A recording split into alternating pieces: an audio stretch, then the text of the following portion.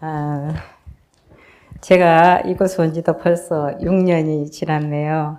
지금은 16년째 치매를 앓고 계시는 96세 엄마를 모시고 가족 요양을 하고 있습니다.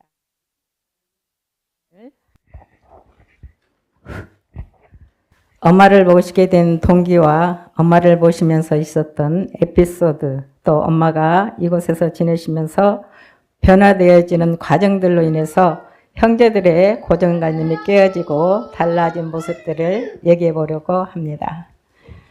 저는 어릴 때부터 이곳에 오기 전까지 매우 가난했고 늘 고달픈 생애였습니다. 어릴 적 부모님들의 모습은 저를 비롯해서 저희 형제들에게는 악몽이었습니다. 아버지는 간질을 앓고 계셨고 늘 무기력하고 게을러 보였습니다. 하루가 멀다고 늘 싸우셨어요. 안 맞겠다고 도망가는 엄마, 붙잡아 때려보겠다고 쫓아가는 아버지. 저희 형제들은 어릴 적부터 마음 졸이며 주눅 들어 있었습니다. 다른 집들은 가장이 다 가정사를 이끌어 나가는데 우리 집은 달랐어요. 엄마가 이리 뛰고 저리 뛰고 가장이 일을 못하니까 싹군 사러 다니시고 때로는 아버지를 꼬셔서 일을 좀 시켜보시겠다고 막걸리를 사다 둘이 마시면서 이야기를 하시다가 5분도 못 넘기고 또 싸우십니다. 엄마는 부지런했고 음식 솜씨가 좋아서 저희 동네에서는 알아주는 그런 사람이었습니다. 하지만 저희들은 칭찬 한번 못 들어보고 자랐어요. 늘 욕먹고 쥐어박히고 죽고만 싶었어요. 아버지도 그랬던 것 같아요. 나무에 매달리시고 똥약도 마시시고 집안이 늘 아수라장이었습니다. 한 번은 엄마가 집 나가겠다고 보따리를 써놓고 저한테 보따리 좀 갖다 달라는 거예요. 저는 엄마가 나갔으면 좋겠다 싶어서 동생하고 같이 보따리를 갖다 줬습니다.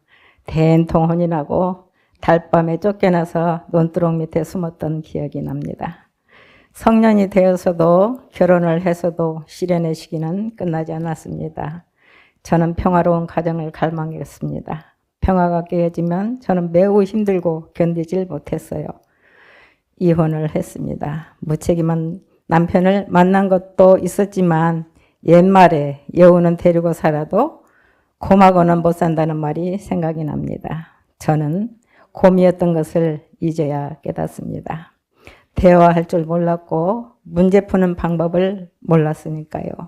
아이들한테는 어린 시절의 행복을 도둑질한 것 같아서 미안한 마음으로 삽니다.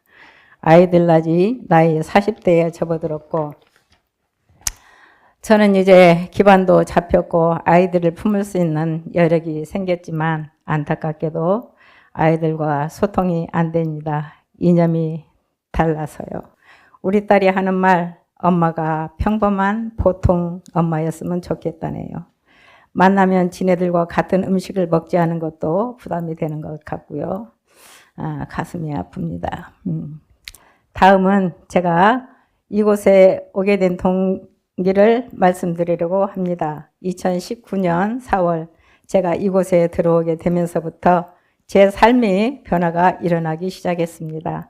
하나님의 은혜로 어떤 성도님이 이곳에 살고 싶어서 땅을 사고 집을 짓기 위한 토목공사며 전기, 수도, 정화조까지 묻어놓고 농지 정도는 물론이고 집질 허가까지 제가 할 수 없는 모든 일들을 다 해놓고 들어올 수 없는 사정이 생겨서 내놓게 되었다는 거예요. 그때 저는 시골 생활을 봉화에서 시작하려고 자그마한 옛날 집을 구해놓고 1년 동안을 서울에서 봉화까지 다녔습니다. 그것은 지대도 높고 옛날 99억의 수도시설도 되어 있지 않아서 좀 불편한 그런 집이었지만 그래도 제 집이 생겨서 좋았어요. 그러나 봉화하고 이것을 비교해 보았을 때 이곳은 젊은 청자들이 많이 있고 장차 우리 아이들을 생각해 볼 때 이곳이 훨씬 낫겠다 싶어서 갈아타게 되었습니다. 원장님과 같이 광주 건축박람회장에 가서 10평형 이동식 농막주택을 보았습니다. 저는 좋은 집보다 형편에 맞는 집을 선택했지요. 전시되어 있는 집을 조금 싸게 해서 2,400만 원에 들어오게 되었습니다. 원래 농막주택은 신고만 하면 되는데 원장님께서 전 땅 주인이 400만 원 들여서 집질 허가를 내놓았으니 이 집을 허가를 받자 하셔서 제 집은 작지만 허가받은 집이 되었습니다. 모든 일은 일사천리로 진행이 되었고 저는 집을 늘리기 시작했습니다. 앞으로 6평 댓글을 달아내고 안반수에 고정시켜 놓고 뒤로 6평 달아내서 황토 온돌방을 만들고 옆으로 달아내서 창고 짓고 지금은 제법 큰 집이 되었답니다. 이제 엄마를 모시게 된 동기를 말씀을 드리겠습니다. 우리 엄마는 동산에서 최애 고령자 96세이십니다. 80세부터 치매가 시작된 것 같아요. 초기에는 치매가 매우 심각했고 오빠랑 여동생이 고생을 많이 했습니다. 집에서 모시다가 여의치 않아서 결국 요양원에 모시게 되었는데 코로나 때는 면회조차 할 수 없어서 이러다가는 임종인들 지켜볼 수 있겠는가 생각이 되어서 제가 모실 마음으로 기도했고 제가 모시겠다고 하니 식구들이 석 달도 못 볼 거라고 다 반대를 했습니다. 그때 제가 오빠한테 말했지요. 오빠, 나는 엄마한테 자식식도 못 받고 자랐어. 남아 선호 사상이 있어서 아들들은 그래도 대우를 받고 자랐지만 나는 엄마하고 관계를 회복해야 하겠어요. 지금은 내가 변화됐고 내가 엄마를 사랑해 볼래요. 이렇게 해서 모시게 되었습니다.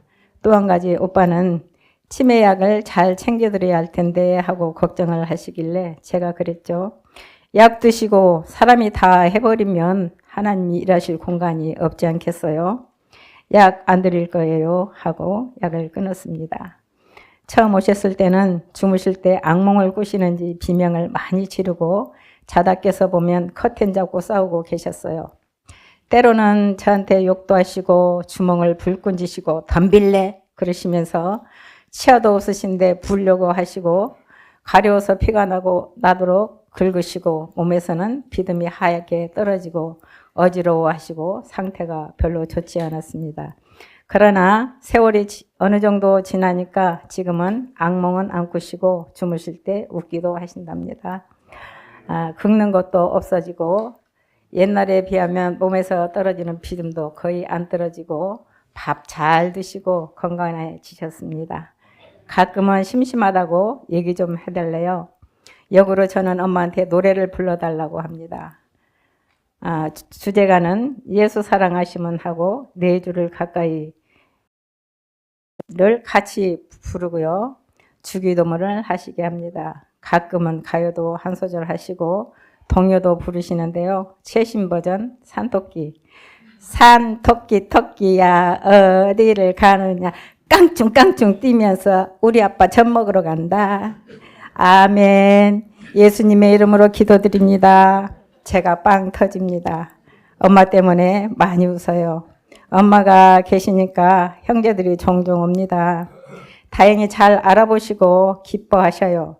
그런데 정작 같이 사는 저를 몰라보시고 원장님, 선생님, 아줌마, 성님, 목사님 다양한 호칭을 씁니다. 한 번은 아줌마 하시길래 제가 엄마 내가 왜 아줌마요? 그러니까 고개를 갸우뚱하시면서 아가씨?